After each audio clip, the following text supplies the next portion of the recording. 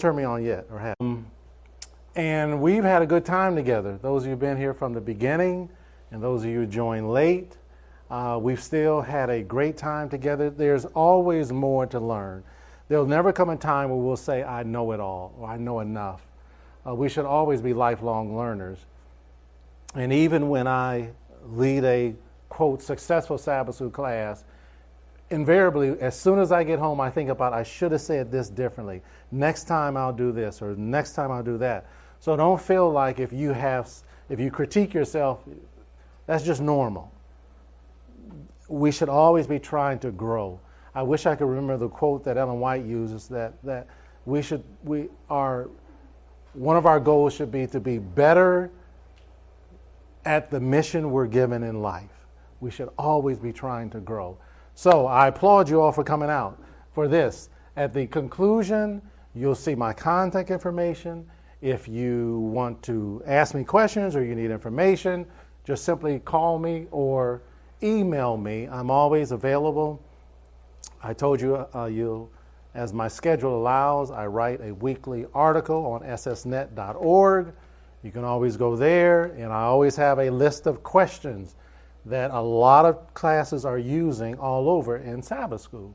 And one guy, he's really ingenious. I like the way he did it. He cuts them all up in like strips of paper and gives one to each person in his class.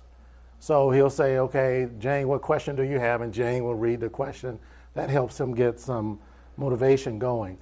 So before we do this, I think we should maybe recap. Let me just test you. I learned a lot yesterday and one thing that I will take with me forever, I should not say, I'll see you on tomorrow. We have an editor in the room, and she says, that's not proper. So. Tomorrow? Can you say tomorrow? Yeah. I'll see you on tomorrow? Yeah. See you tomorrow, but not on tomorrow. On the morrow. On the morrow. That's not appropriate. I'll see you tomorrow.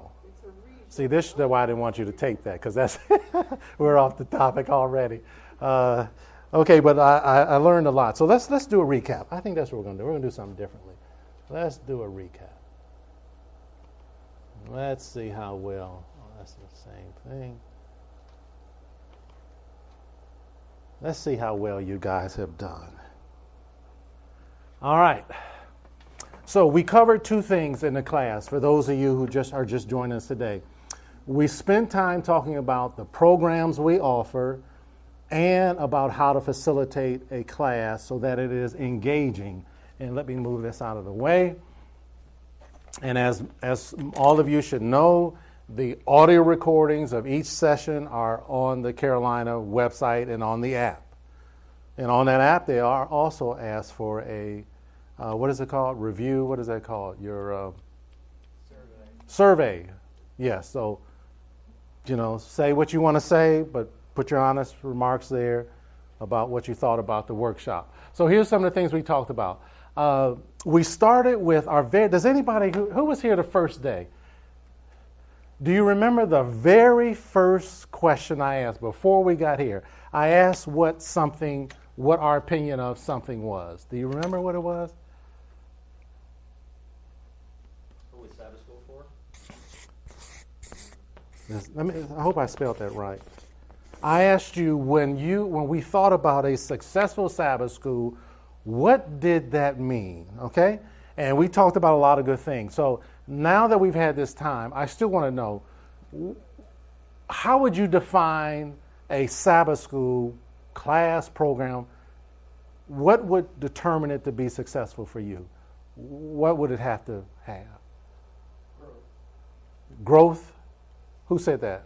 Oh, yes, growth. Growth for who? Both internal and people-wise. I mean, the class that only keeps the same people. Spiritual growth. Successful. Okay, so attendance growth. And internal growth. Oh, spiritual growth. Okay, and I can't really help people grow spiritually if I myself am not growing spiritually, right? I can't give what I don't have myself. I can talk a lot of Adventist jargon, to get through 40 minutes, but that's not necessarily growth. All right, what else are some of the elements that we say a successful Sabbath school would entail? Yes. Engaging. So if it's not engaging, you really couldn't say it's a successful class, right? The teachers talk about productive skills and receptive skills. Listening is a receptive skill. You could be talking about how to write a great essay, but unless the students are actually writing, unless the students are producing, they'll never learn how to write. So when the members of the class are producing, they're learning. Okay. Not just passively taking it all in. I mentioned earlier that every class should have a mission project. And if you are a teacher here, your class should have a mission project. Cradle roll, kindergarten, earlier, even if you have 2 children in your class, have a project, right? Anything else? Yes. Should be Christ-centered first. Oh, I like that. Christ-centered. And what's that text that says, if I be lifted up, I'll do what? All right. That's you can't say it any plainer than that. Anybody else? So for you, a successful Sabbath school class is one that gives people hope. All right, I like that. No negativity zone. We talked about that yesterday. Inspiring.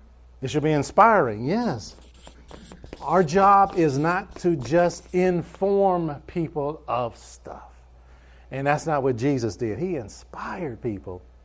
That's why we serve him, right? We were inspired, hopefully at one point of our Christian experience. Was your hand up, Henry? Yes. Bonding between the members. Yes. Bonding. But I want to put one down that I think is essential. I won't even write it down. That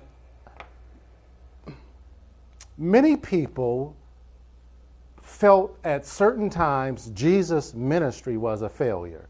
Did you know that? There was one time where after he finished talking, a whole lot of people left.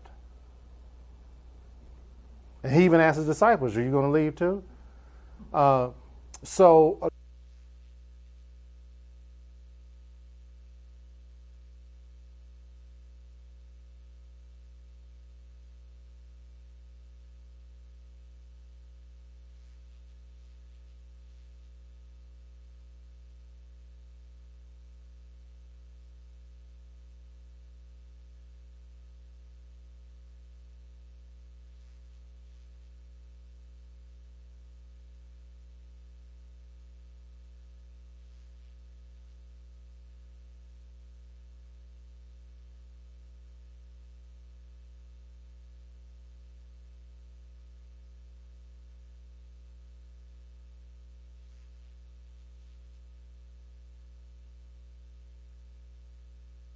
Matters in it, so hopefully it's back. Okay, all right, so hopefully you heard the last point. Okay, all right, good. So, Bible-based. Open your Bible. Open your Bible. Yes, sir. I think it's when people start asking questions about what you're teaching. That's a sign of success.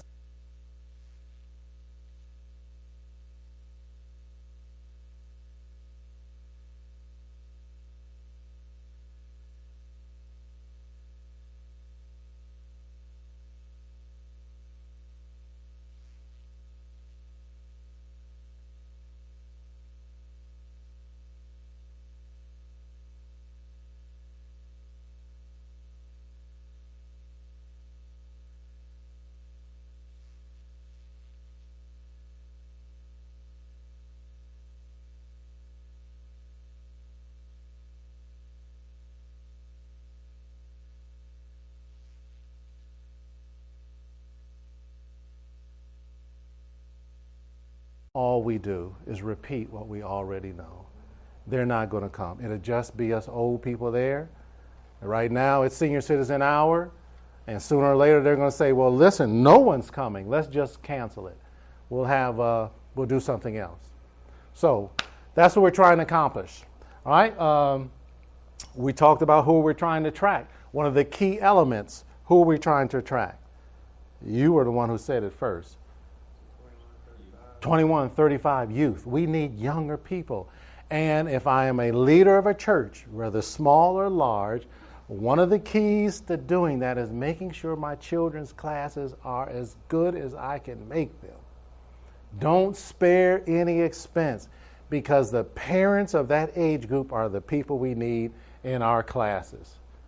When parents of church quote shopping, that's what they're looking for. Absolutely. If they have children, they're looking for stellar classes for their children. That's right.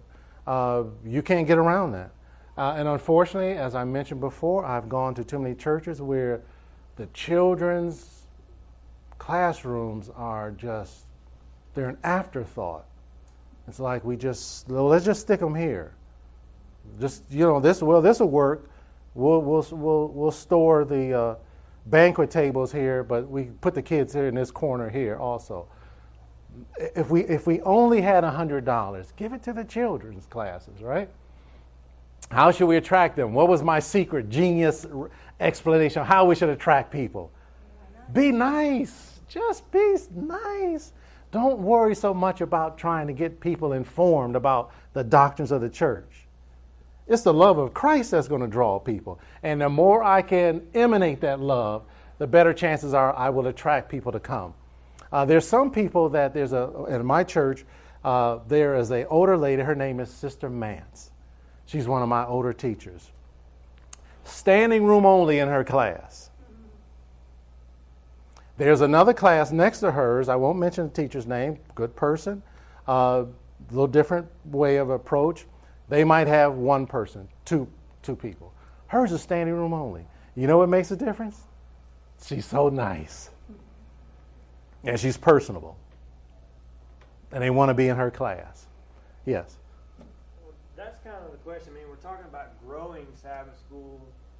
And I guess if you decide for a Sabbath school class to be small and intimate, which some people like, Yeah. because that's where you really have the bonding.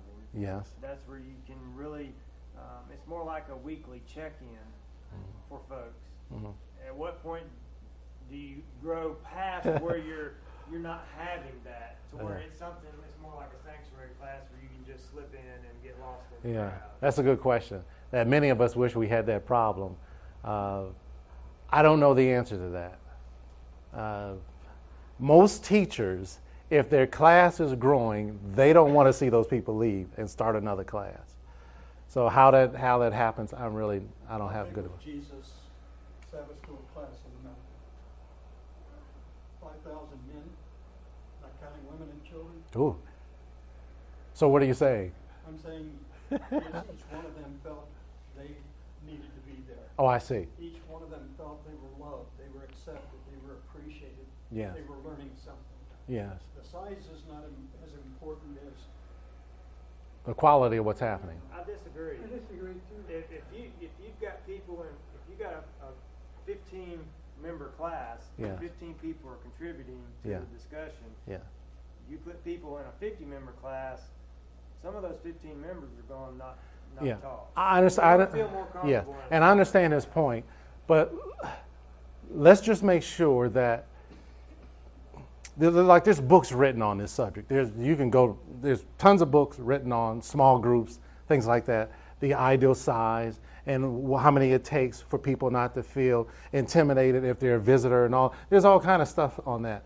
But I will say for our purposes that if I have a small group that is not doing anything but sitting together on Sabbath, then it really doesn't make a difference if it's 15 or 50.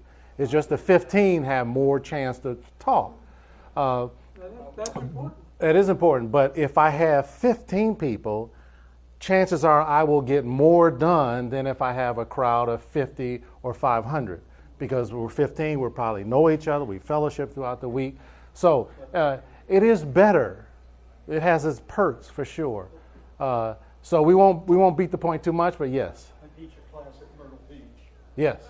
When it comes to class time, there's 10 to 15 people there. Yes. Before it's over, there's 50 to 75 people there. Yes. And on an average, at least 50% of them are participating every Sabbath. Yeah. Why? Why would 25 to 50 of them participate in a large group like that. So you tell me why. You know his class? No, I don't know his. Oh, okay. He referred to Christ. Okay. The teacher makes a difference. Yes. Yes. Yeah. And the style of the teacher. It does. But we don't. But his point is valid, and we won't spend too much more time on I this. think both class sizes are important, is what I'm saying, but You have to do what works best for your church, right? Like at my church, we don't have individual classrooms. So we'll start out with 75 or 100 people, and we'll end up with 600 people. Right. There are disadvantages to that. There are. I mean, you can't deny, because there are a lot of people that they'll never become really engaged. They're just passively sitting there hiding in the crowd. But it is what it is. Let's just do the best with what we have. That's I want to make sure. Let's be intentional to do the best we can with whatever we have. Yes. I understand that Jesus didn't look at his notes. He looked at his audience's eyes, and he could tell if they were accepting it or rejecting it. And so it was very interactive between him and certain people, at least in the congregation. I never heard that before. Yeah, I mean, Ellen White talks about how he watched them. Oh, yes. He could tell if they were accepting his message. Or, Oh, yes. Or if they, Oh, yeah, I heard that part before, but I didn't hear the part that he never looked at his notes. That was a nice twist on it. I know you just threw that in for him. Instead of looking at his notes, Yes. he was looking at his audience, looking at their eyes. And when we did the exercise, and we talked about the characteristics of a good teacher, those are some of the things we talked about, right? A good listener, not only hearing what's being said, but the things that are not being said. That as I'm scanning my class, all right? This is our longest quote I think we had, and it speaks for itself. We can't get so tied to how we've always done things that we are afraid or reluctant to try things new. We should never get to that point. We should always be saying, well, let's see if we can do it better.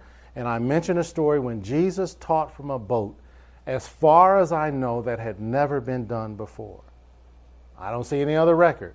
But he adapted to the needs of his audience, and we should do the same thing. The process for change, the three things we taught, we'll just review. For change, I must know what? Where I am.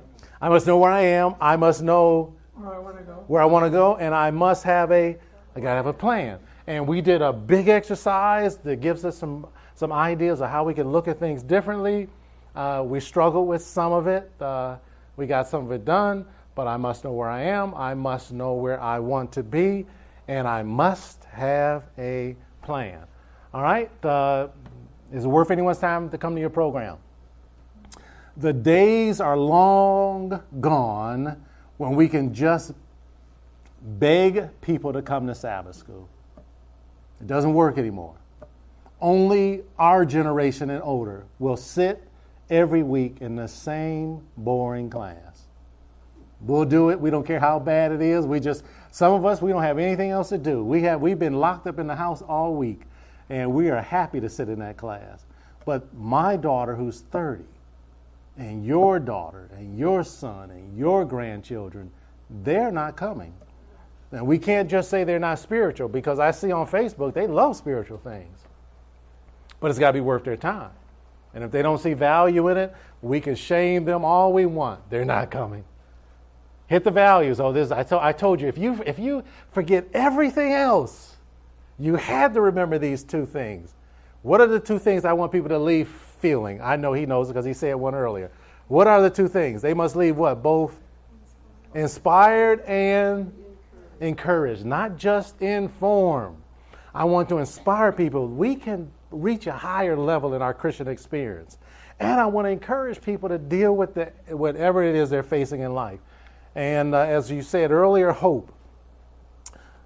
If I teach Sabbath school right, I should be giving people hope for life. When people walk outside of our church doors, they're just met with all kinds of drama and negativity. They shouldn't have to experience that when they come to Sabbath school. I'm not going to come to Sabbath school for another debate. Every time I turn on the news, there's a debate. I don't want to come to Sabbath school for that. I'll come back if you inspire me. I'll come back if you encourage me. I'll come back if you make me feel valued and appreciated. I'll say, man, I'll come back. But if all I'm doing is sitting there while you tell me stuff, I'm not coming back. All right? Your guys are doing good. Sabbath school is at no negativity zone. Who should not be negative? Teacher and who? One more. Who?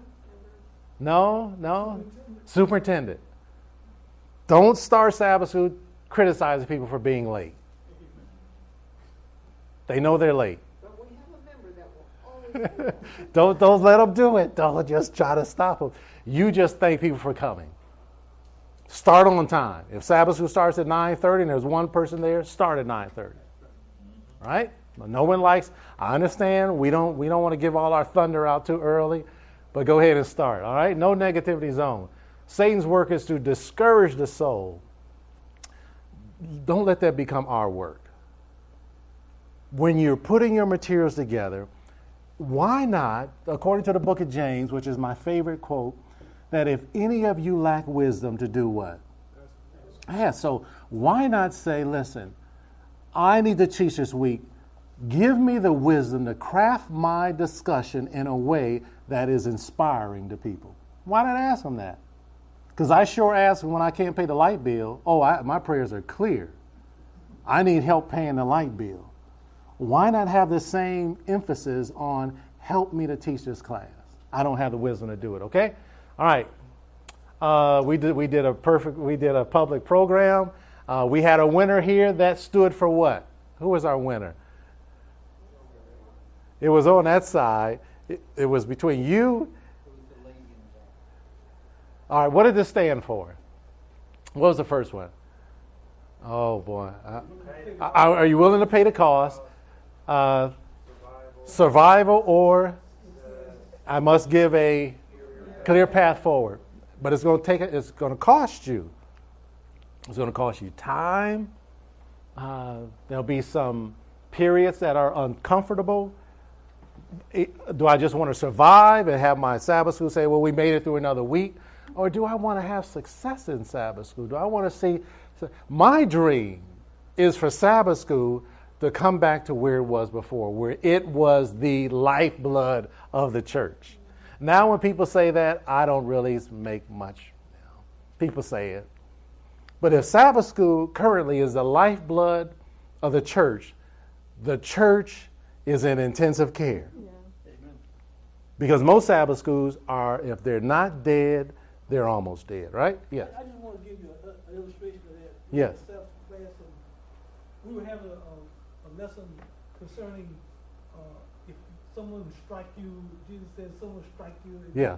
And the sister said someone on her job called her a witch. Just out of nowhere, just called her a witch and made her feel real bad. Uh-huh. But she gained something out of that class to help her wade through that Really? next week. That's wonderful. I mean, and That's wonderful. That is something that we really ought to be wanting. Absolutely. Some people wade through the foolishness they have to deal with once they go back. And that's what I was saying. That what we should do should be inspiring and encouraging. Help people deal with the issues of life. Christianity should provide the solutions for the issues of life. It should provide that. Okay, y'all are doing good. Be the director, not the star. I was talking about who? Superintendent, that you're not who? You're not Tom Cruise, right? You're Steven Spielberg. You're making sure things are going. And I understand some churches are very small. You have to do everything. But if it's possible, try to let other people do things, if at all possible. Okay? That was pretty easy. We didn't get to that exercise. Are you what you teach? Can't ask people to do what I'm not willing to do myself. And after a full year of teaching, I believe the teachers must be the sweetest people in the church. You have to be. The nicest person in the church should be the Sabbath school teacher. Of course, the preacher also, but we're just doing a workshop for Sabbath school teachers. Because if it's not working for me, I really should just resign and say, listen, I'm really not ever going to be a nice person. Do you mind if I just sit this time out so I can just stay the way I am? Okay? Your role is to aid people in their spiritual growth. We talked about the Bible. I challenge my teachers here on Sabbath to leave your quarterly in the car. Some of you already leave it in the car. And who told the example of they you locked it in the car by mistake, right? And the keys. But you still taught Sabbath school. I prayed. Asked the Holy Spirit to guide me. How did it work out? We had fun. Amen. I love that testimony. I'm going to repeat that often. All right? Because visitors, even if I don't have visitors, I'm praying for visitors. Let's see here. Lesson studies, a Bible-based group discussion. There's no shortcut. You got to put in the time. Are you willing to pay the cost? We did that together. The top skill of a teacher is the ability to do what? Ask great questions. That is what we have to sharpen. And we spent some good time talking about yesterday about asking questions when no one responds. And the worst thing for a teacher to hear is the sound of crickets.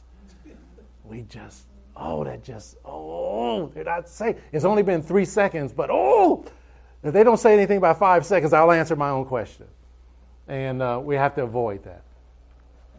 And if you ever need help, I sincerely mean this. If you're teaching and you say, listen, I'm just having a mental block, I'm not really sure if these are good questions, just call me up, send me an email. We could talk about it together. I'll share my questions and you'll share yours, and we'll together come up with some good questions for Sabbath school. And what's your phone number?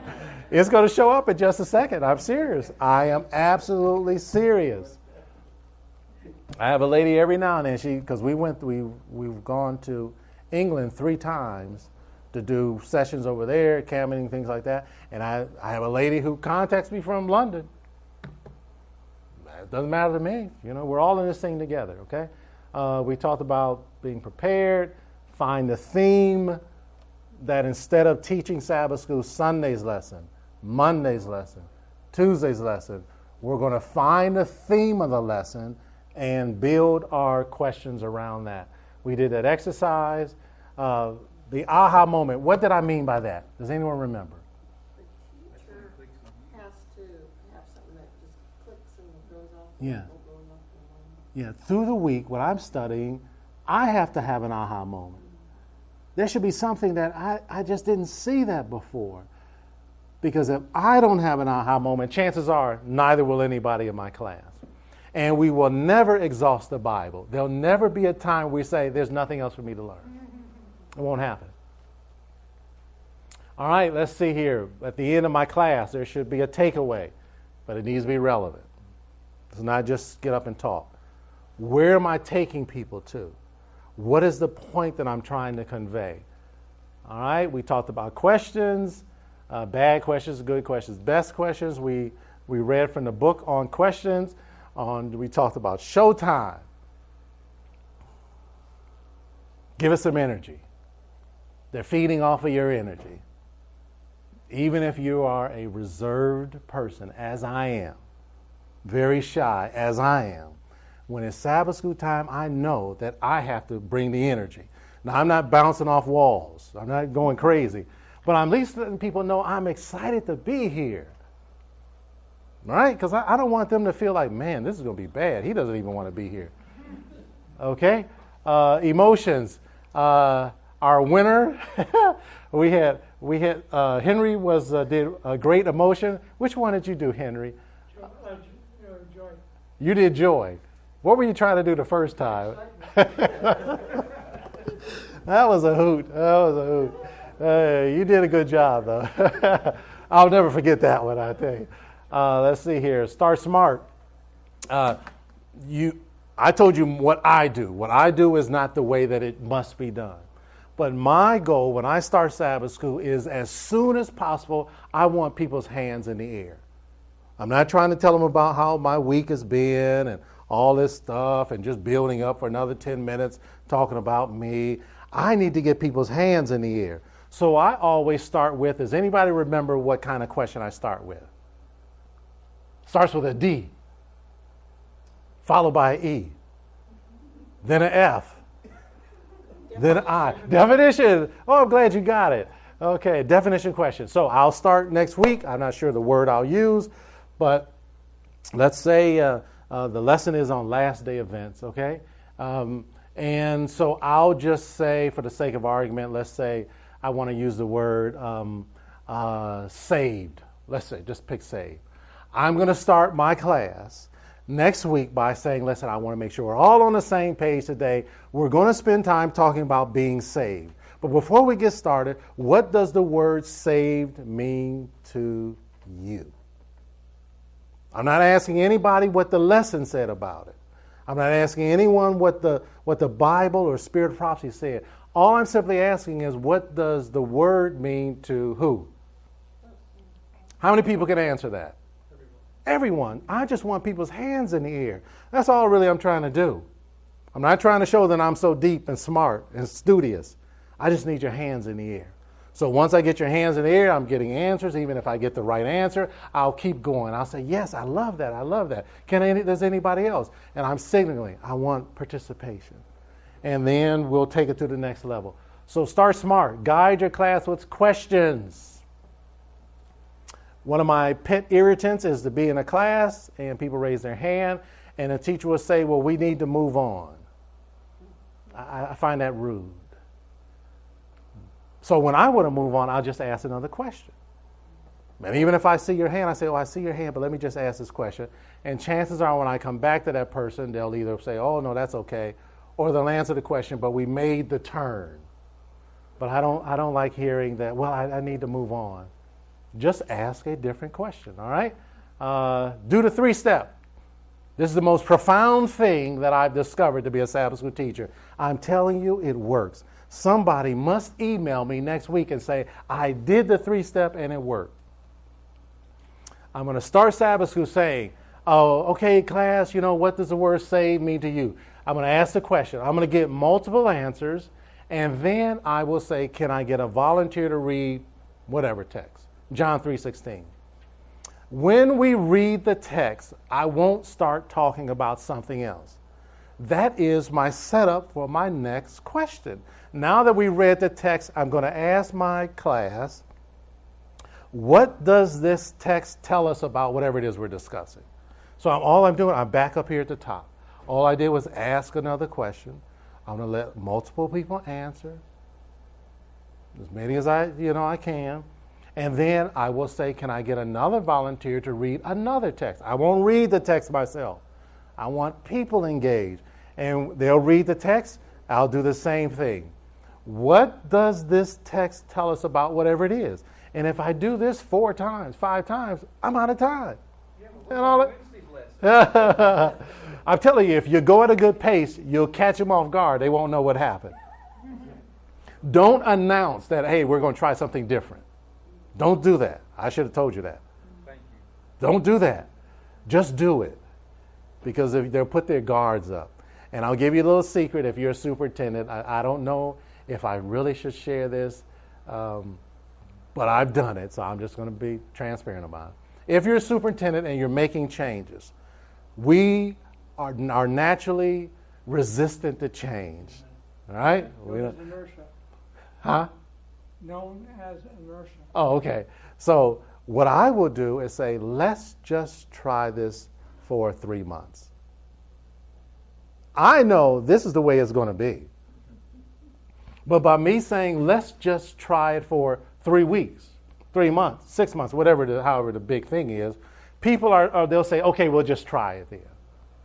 And then, if you've done your homework right, they'll like it and it's fine, all right?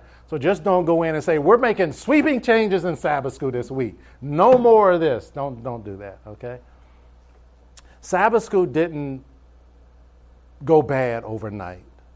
It won't turn around. I wish I could tell you that when you go back to your churches, you do these things, it'll be standing room only. It's a lot of work. You got to be willing to pay the price.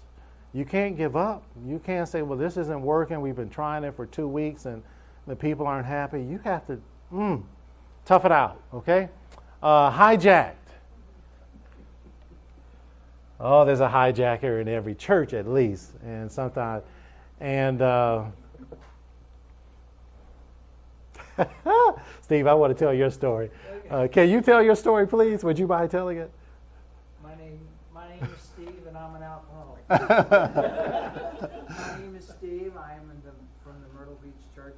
This gentleman here is Pete Reese, and he happens to be my head elder. So I have to be on very Yeah. down here. But no, I am a 40-year hijacker. I would actually study the lesson for me to go to Sabbath school to prove you wrong, you the instructor. And I had, and what was really bad about me being the hijacker, I was also a facilitator. So I knew what to do and how to do it. And so what would happen is I would corner that poor, it's just everyday run-of-the-mill persons like you and I, get him in a corner, and then he had no place to go. And then he would say to me, I don't know, Steve, but Jesus Christ is my Lord and Savior. And I'd look him right square in the eye and say, well, did Jesus come? And that would really So when did you get converted, brother? Well, I tell you what happened. One day, a hijacker came that was better than I. And I saw myself, and I wasn't pleased with what I saw. So then gradually, I started, and you as for those who've been here all week long, who knows, I haven't said a word. I sit back here, I keep quiet, I just do my, write notes. But after 40 years, I had a retired pastor come to me and say, Steve, do you really enjoy doing this? And I thought to myself, you're right. So after 40 years, I was converted, baptized, and that was about, a year ago. Oh, hey, man. What a testimony. So,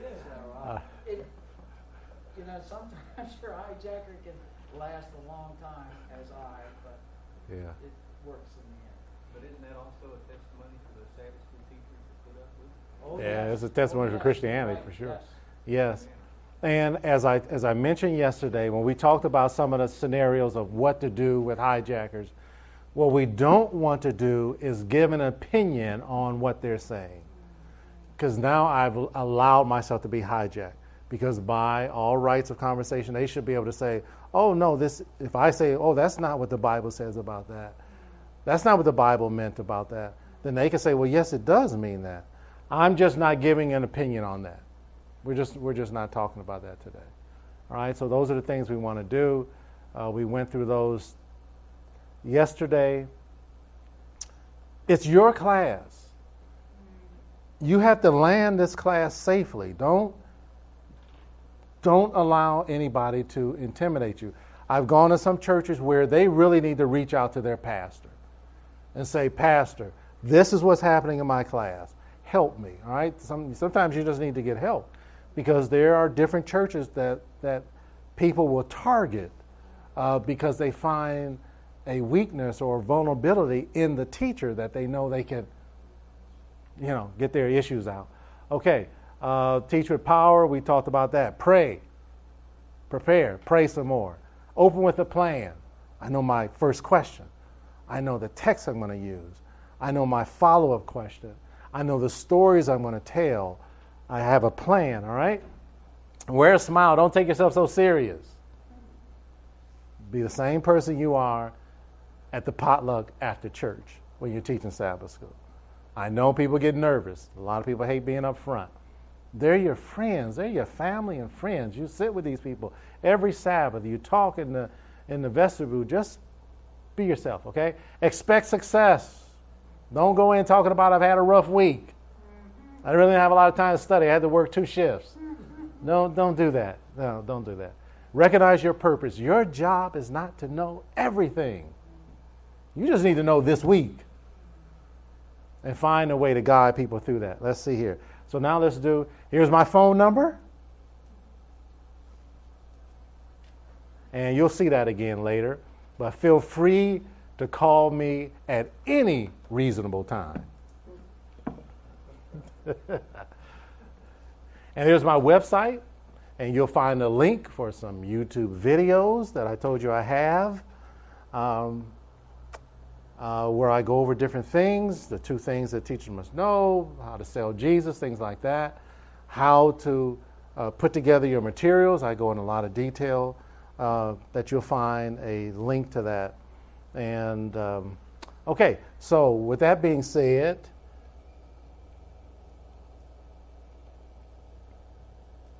I told you yesterday that I wanted to share some principles on how to get things done. And I told you these principles were so powerful that by adopting them is how I got my wife. That tells you how it works.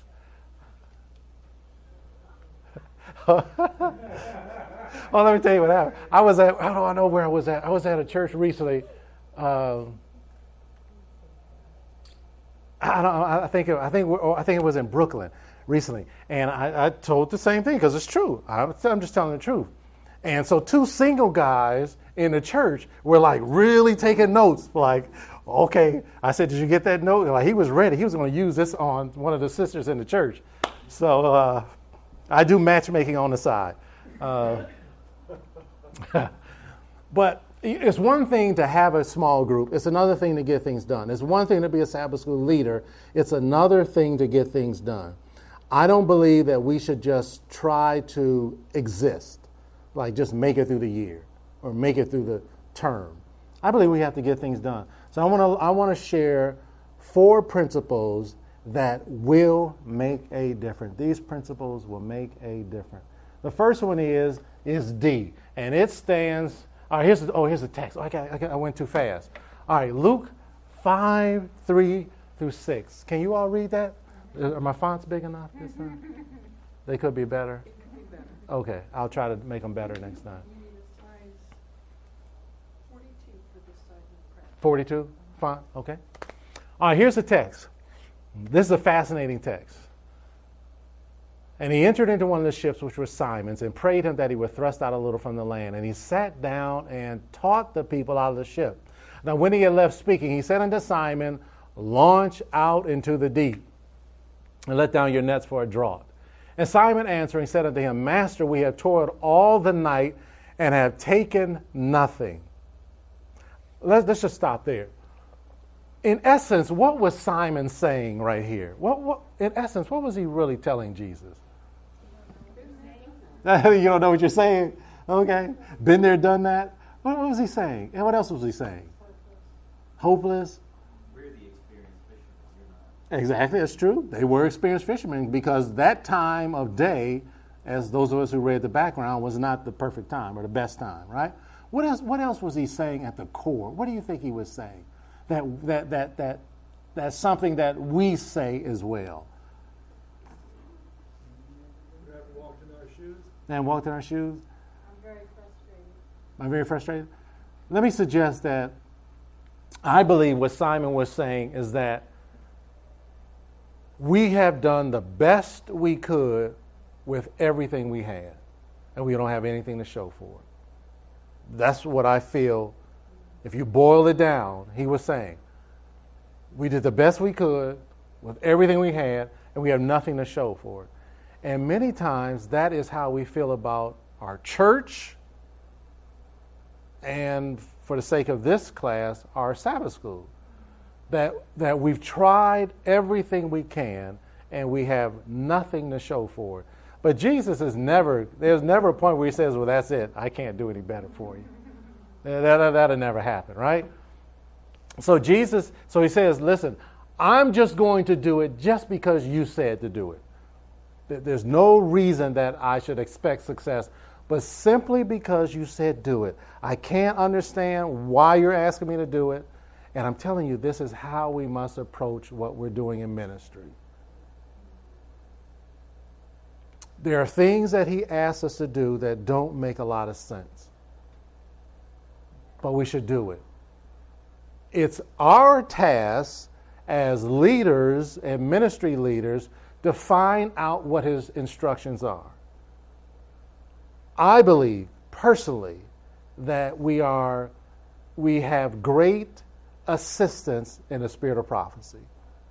That's what I believe. I believe that if we would take time to read some of those letters, that we would find that there might be a better way to do things that are different than what we normally do. Anyway, the end of the story is when they did what he asked them to do, it was so much that it was breaking their nets. Okay, so let's get to the principles. Can everybody see that? Is this board in the way? Can you guys see it okay? Okay. So the D stands for decision. Here's why I want to start there. Much of our lives are spent wishing and hoping. Let me give you some examples. I should, I might, I could, I like to.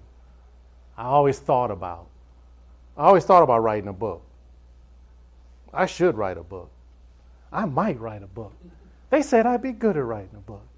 Or I should join a marathon. I should run a marathon. I might run a marathon. In all our lives, time goes by, 5 years goes by, and we're still just wishing because we never made a decision. We never said, I am doing this. And until we make a decision, it's just going to be a wish.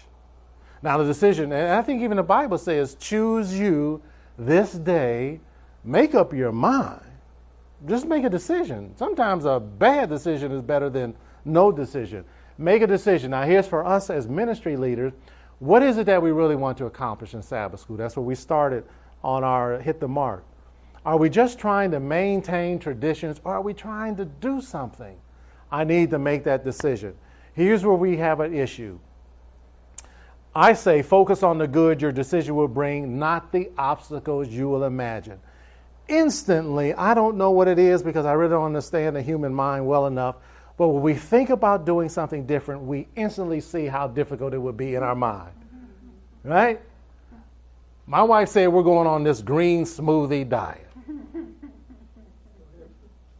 And I think I was full at the time she told me, so it wasn't like I was hungry at the time. But instantly, I was thinking about this might be a little trouble for me. Like, no more omelets? I mean, what are you saying? Well, so, and that's how it is when we talk about exercise. I instantly think about, I don't know, I want to do that. But if I would think about what's going to be the result at the other end, it would help me get through. So, focus on the good your decision will bring.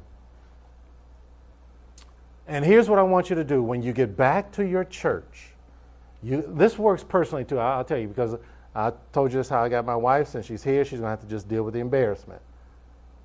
I didn't make her come here today. She's just have to deal with the embarrassment.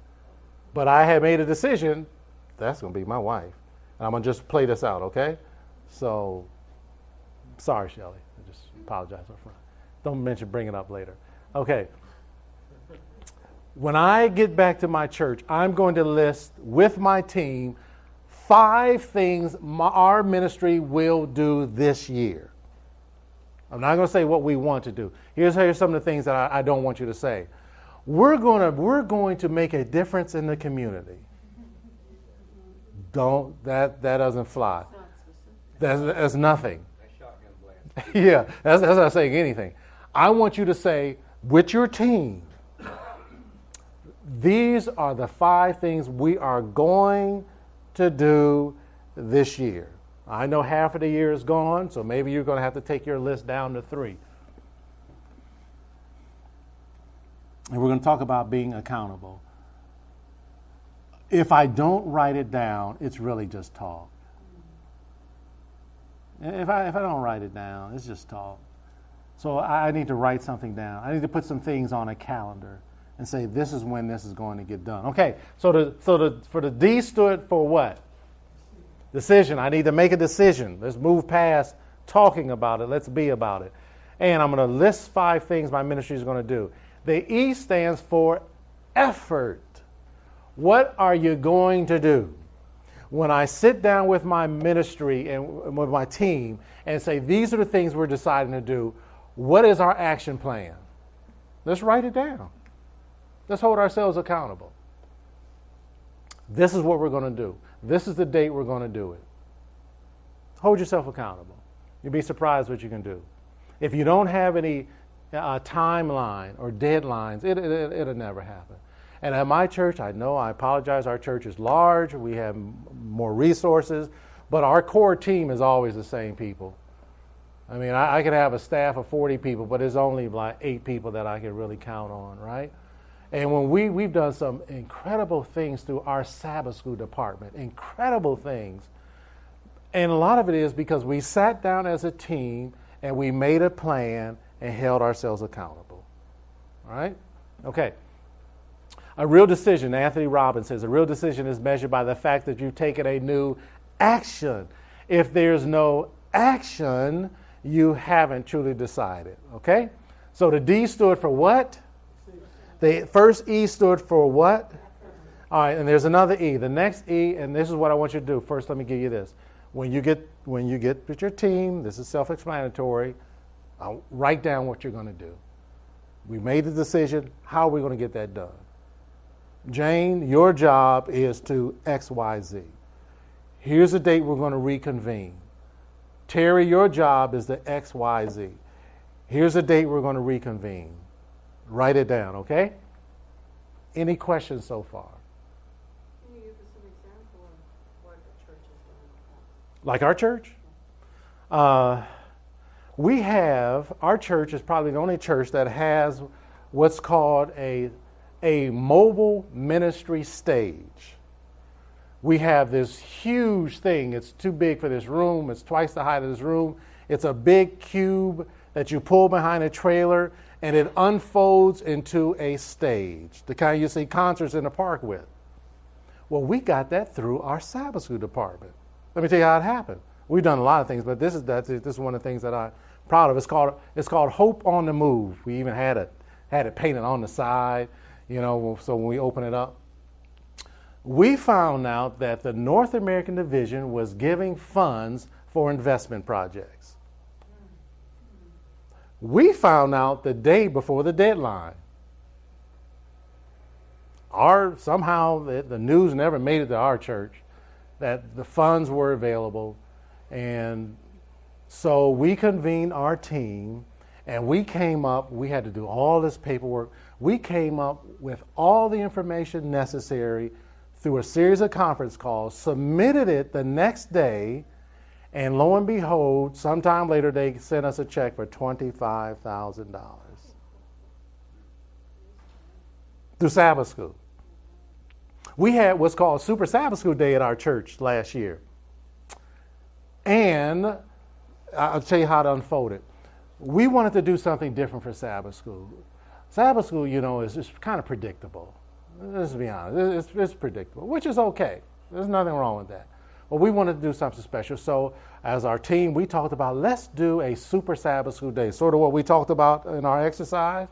So we went to the pastor and said, listen, pastor, for Sabbath school time, we want to do a Super Sabbath School Day. And Pastor Freddie Russell, some of you know Pastor Freddie Russell, he was here presenting. Yes, he's still our pastor. And he said, well, listen, why don't you guys take the whole day? Like, wow, he gave us the whole day. We just thought we'd get, an hour and a half. So we revamped the entire day for Sabbath school. It took a lot of work. We planned for about 6 months on it, but here's what we did in a nutshell. At 9, I don't remember the times right. It was either 8:30 or 9. In the morning, we served breakfast for the entire church. People love to eat. Not a continental breakfast. No, this is Sabbath school. We're doing the best we can. So we had full breakfast for the church, and all these people came who never come to Sabbath school because they just wanted to come eat. Which is sad, but it's true. So that was during the morning part. At 10:30, we had the youth of our church, like teenagers and stuff, who had musical abilities. They were featured. They had a little mini concert for 30 minutes from 10:30 to 11. Oh, before that, as people were in the fellowship hall eating breakfast, in the auditorium they had, I think it was a Wintley Phipps DVD playing, with the music and stuff like that, trying to set the atmosphere. So after At 11 o'clock, then the Sabbath school, then the 11 o'clock service began, and Sabbath school ran it. I won't tell you all the things we tweaked, but we cut out a lot of things that our church normally does and did it the way we wanted. The highlight was we did the Sabbath school lesson for 11 o'clock. That's what we did the lesson. Just like we did our little mini class here yesterday, we did that, and there were about 2,000 people there that Sabbath because the church was full, because we invited in. Has anybody heard the group called the Sisters? Y'all ever heard of that group? I think they're from North Carolina. I'm going to make it. All right, maybe I'm not singing the right tune, the right note. But anyway, they're 3 sisters that travel abroad. They're not Adventists, but they're wonderful sisters. We invited them in to be our musical guests that day. And we did the lesson, and so many people came up afterwards and said it was the best Sabbath they ever had. Because they got to talk in Sabbath school. They got to hear different ideas. They got to open their Bibles. So those are some of the things we've done. To name just a few. Did that suffice? Okay. It's still at the church. It's usually for concerts or for events. My idea, and let me just... we didn't use it as fully as I hoped we would. A church of our size. My vision was we'd be in a different park every week. That we haven't fully used it as much. And I'm hoping that the next superintendent who has taken my place will find more use of it. And the church also uses it for we do a summer campaign in a very poor part of town, and so we go in there and clean all the beer bottles and stuff off and level it out, and the church brings it in and we unfold it, and we hold daily services there with music, and the pastor speaks. It's Hope on the Move. That's what it's called. We had a write-up in, I think, the review or Advent Review when it first came out. Okay. All right, let's talk about the next E. The E is for environment. Oh, time is flying.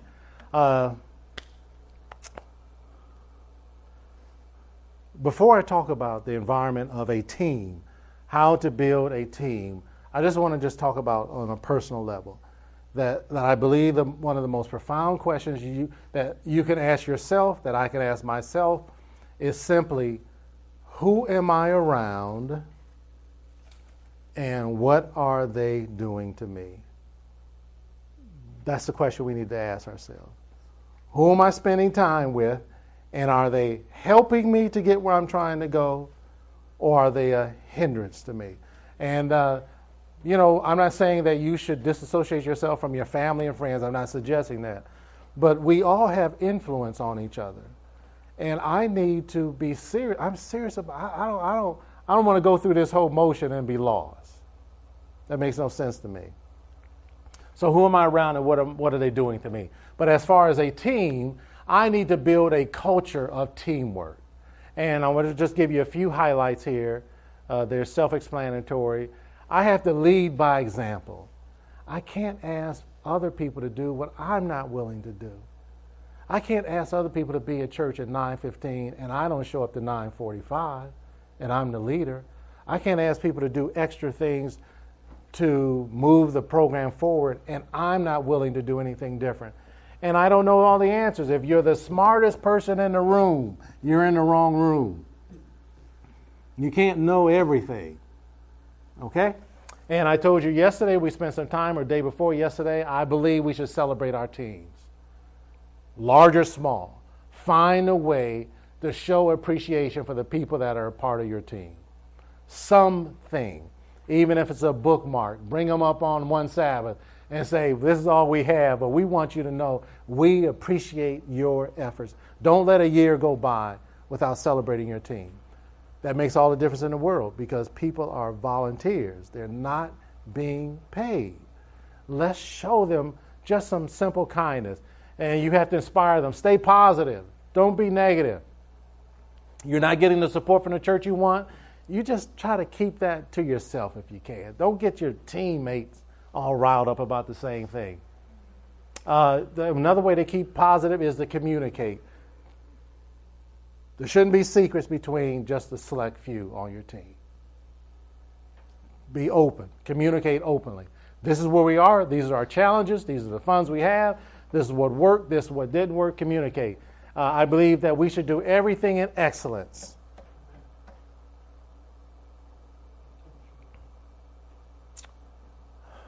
This is it's an example that I have to work.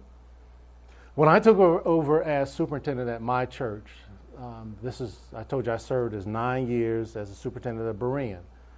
And when I took over, keep it in mind, our resources, I get that. Don't think I'm not sensitive to that. But when I took over as Sabbath school superintendent, that even if you could not sing, they say you could sing for Sabbath school.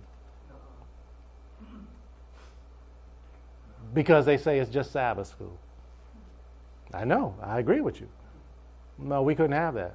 I want the same excellence they have at 11 o'clock. Don't just trot somebody up here who can't sing, and then somebody jumps on the piano and tries to find a note they're in. Like, what note? What is that in? What is that they're in? No. And that was hard at first because they were just used to. They just like to sing. I couldn't. Anyway, so we had to put a stop to that. It was painful because how do you tell people? How do you tell Brother Jones? Listen, Brother Jones, you can't sing. How do you say that? So we got past that point, and now when we want people to sing, I know some churches don't have a lot of people to sing. Sometimes it would be better just to skip it. Just let's sing as a congregation. Listen, there's nothing more powerful than just open up and singing some songs that everyone knows from the hymnal. That's really good. But do it first class. If you're going to plan something, plan it first class.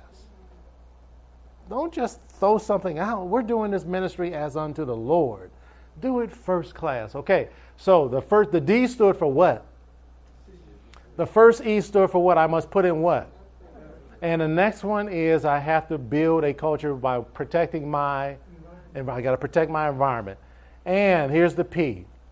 You can't quit. Don't confuse the beginning with the end. Don't do that. Don't quit. Just stay the course. You have a plan. Follow the plan. You'll learn. Even if you don't hit the mark, you'll learn. Be consistent. I told you accountability for a team is crucial. We all should be held accountable. I'm not saying lord it over each other, but there should be accountability. If this is your task, this is your task. And we should see if you're not able to do your task, then we should, by God's grace, find someone. Now, I didn't tell you yesterday because I didn't need to on how to fire teachers. Did I tell you that? I didn't think I needed to tell you that. He sat up for that one. I don't know why. How to fire teachers. Patience, persistence, and perspiration make an unbeatable combination for success. Does anybody want to know how to fire teachers? Or I just skip that? What'd you say? You have to make it succinct. Make it short. I can't make it short. I better skip it. But you can fire teachers. I can tell you that. So that's it. Can you do it without causing a rift in the church? Yes, you can. After what? I'd rather fire them up. You rather fire them up? I don't know what that meant, but that sounds serious. Oh, I'll say okay. Basically, you try to work with the teachers that you have. We shouldn't give up on our teachers too quickly, right? But if a teacher is not willing to help move the ministry forward, then it's time for that teacher to go. You should pray them out. The same seriousness you ask God for other things, you should say, listen, I've tried my best. We're trying to do this. The teacher doesn't want to cooperate. I'm asking that you would please replace this teacher for me. Because the way we do things in our church, like I'm elected every 2 years as superintendent. But if you're a teacher in my church, now I can't speak for your church, If you have that class for 30 years, no one can say anything to you. You've always had the class in the back of the room. Personally, I believe teachers should have to be voted in every 2 years, just like superintendents. And I've done this. I've had to pray people out. And when they come to me and say, listen, Brother Superintendent, I really don't think I'm going to teach right now. I'll say, no, are you serious? I'm so sorry to hear that. Oh, thank you, Lord. Okay, so that's it. Don't confuse the beginning with the end. Don't confuse the beginning with the end. Don't confuse where you are now in the process with the end. Make it through. All right, what questions do you have for me on our last time together? Oh, yes. I have a question. Yes. We have a small church. Yes. Not a whole lot of people want it. You don't have to fire a teacher. There aren't enough to fire. So my thought when I joined the church was that you're a teacher, and if you're good at it, eventually you inspire someone else to want to be a teacher. Yes. But after 5 years, I can't even get a substitute. So does that make me a bad teacher? No. Maybe a lot of people are intimidated by how well you do it. They don't think they can follow your example. Well, I had one person, and it was almost enough to make me quit. They said, the reason, I even asked, why do you come to this class? He said, well, it's entertaining. And I thought, oh my goodness. Well, entertaining might be positive. Were you going to answer his question? No. I moved to the Myrtle Beach church, and we had a lifetime teacher. And an illness happened, and I didn't pray about that. Okay, good. But he asked me to teach. And I taught nonstop for, 6 months. And finally I just went by and says, you're teaching, you're teaching, you're teaching. Really? We have 4 teachers that alternate all 4 different styles. Yes. None of us teach alike, Yes. and we have a great time at it. We have 1 or 2 that like the Sunday, Monday, Tuesday, Wednesday. Mm-hmm. I prefer to ask how many of you studied. That's great, over 50% of you did. I have 3 main points I'd like to start with. Okay. So I guess the takeaway from that is ask someone. Ask some. Sound like he said ask, he said you teach, Yeah, that's true. That wasn't an ask. That was a tail. That's why he's the head elder. Yeah, so it was a I tail. am a salesman by trade. Okay. You ask questions with the idea that the answer is yes. Okay. So there you go. Y'all need to talk. Jesus says, follow me. Which color would you like it in? Yeah. Blue. He didn't say, will you follow me? There's some people who are hesitant to teach because they feel in the back of their mind, as soon as I stand up to teach, someone's going to ask me about the 7 seals and the 7 thunders. That's really what they're thinking. There's something, they're going to ask me something I don't really understand, and I don't want to embarrass myself. And That's an absolutely fantastic question. Can we get to that after the class? yes, we have to teach teachers to do that. And listen, we need more training. I'm just being honest. Our churches, I've gone to some churches where I say, how many have training in the last 5 years? No one puts their hands up. Last 10 years, no one puts their hand up. Now, some of the onus is on us because I should be invested in my own personal growth, so I'm not giving myself an excuse. However, as church leaders, we need to do all we can to give our people training. That a lot of people are they're doing the best they can. This is all they've ever seen. All they've ever seen was somebody get up and read Sunday's lesson and lecture. That's all they've ever seen. So how can I say, hey, you're doing it wrong with they never had any training? So we need to do what we can to train people. And that's what I talk to pastors and Sabbath school department ministry leaders about. Our people need training, not just Sabbath school. That's my personal ministry, but our people need training. Training. Jesus spent 3 years training his disciples. Training. Yes. But as your website give them a picture of what a different style of teaching might look Yes, like? yes. You'll find a link where I'm teaching Sabbath school for a camp meeting session, and there's like 3 videos. One video shows how I prepared.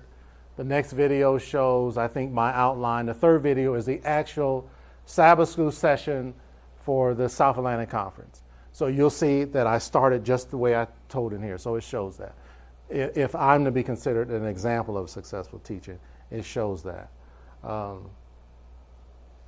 But we'd have to step out of our comfort zone. Okay, what other questions do you have for me before we close out? It's interesting that Paul and Peter did not teach alike. No. No. Sometimes we think we have to teach in somebody else's samples. That's true. Be yourself. I'm telling you, be yourself. However, I think we should follow these principles. Right. Lead your class by questions. Take them on a journey. And when you boil it all down, it is a Bible study. That's what it is. Yes. We agreed that our children's divisions need to be as good as they can be. Yes. Do you have any direction to point us into where that kind of training or instruction? Oh yes, I have some friends of mine that do training, but for the Florida conference, it's 5 ladies that go for the conference to events, and I do the adult, they do the children. They're incredible. I'll give you their contact information because they cover all the age groups. To me, that is the most challenging part of Sabbath school, is whoever handles the children classes. They need to be acknowledged by us. Oh yeah, they not only to be acknowledged, they need training. They need people to say, well, here's some good ways to do these different crafts or cornerstone, whatever it is, because it is daunting to try to figure out something on your own. And the information overload, you can go on the internet and you'll be overwhelmed by how much stuff. So it's always helpful if somebody can come in and kind of hold your hand through the process.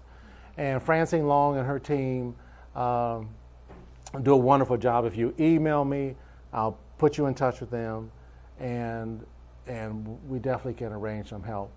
And I'm sure you guys probably have a children's ministry leader in this conference, and it's worth reaching out to say, is there going to be any training in my area this year? We need training. What other questions do you have before we close out? I don't know if that's a good sign or a bad sign. I'll just say it's a good sign. But listen, I've appreciated everyone's input. You guys didn't have to come all week. You came all week. I appreciate the support. We had a good time together. And all your input was valuable. And if there's anything I can do, please let me know. And with that being said, I'm going to ask the pastor to come out of his cubicle and close us out in prayer.